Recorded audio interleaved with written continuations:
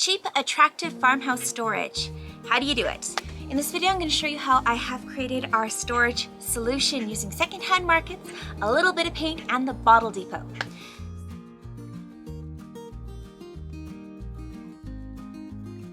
Welcome to my channel. My name is Violet. If you're new here, I am currently expecting our fourth child. We have just moved to an acreage this year, and as it is the summer, I've completed my first year teaching grade 1. It's a busy life. I'm going to show you how we bring all these things together on my channel and hopefully give you some tips for living frugally, thoughtfully, and happily. Let me show you my KALLAX. So this is the completed project. I haven't decided whether or not we're going to add labels for added functionality for my family, but for now I'm pretty happy with this. This project was not an overnight fix and required some creativity. Let's start with the KALLAX. This is a $200 4x4 KALLAX that you can buy anytime at IKEA. However, $200, too much. I hopped onto Facebook Marketplace and found that with a little bit of driving, I could pick up one of these units, throw it into the back of my truck for $20. People purchase them when they no longer serve their function, they get surplus. I am happy to take on your surplus and create a project with it. Always check your secondhand markets. It was a bit yellow when we picked it up, and I did have to paint it white to get it clean and ready to go. Now, in my experience with IKEA, looking at the rattan baskets, the fabric baskets, and all the containers you can slide into your KALLAX to make it functional, they range from $3 to $25 depending on the quality and the consistency, the material, whatever it is you want for your KALLAX. That wasn't going to work for me. However, we have a surplus of about 60 milk crates. Why do we have 60 milk crates? That seems pretty weird.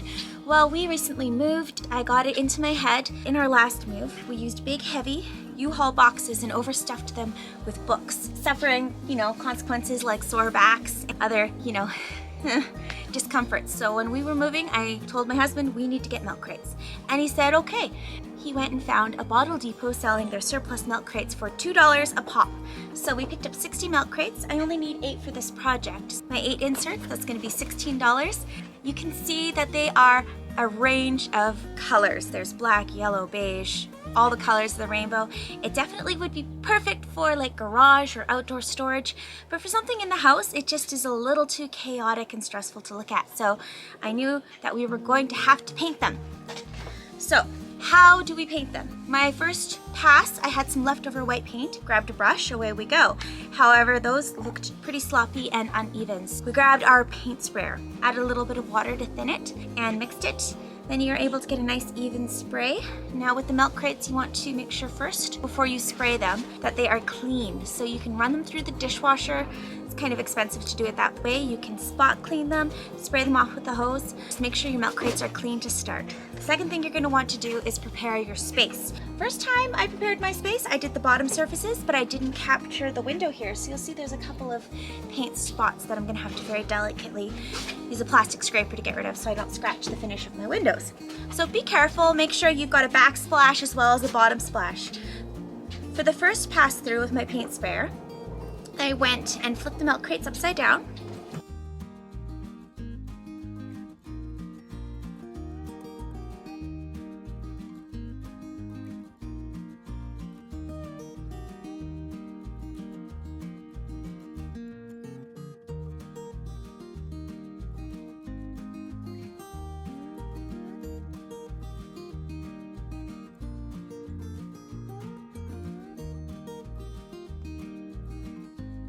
I left them to dry overnight.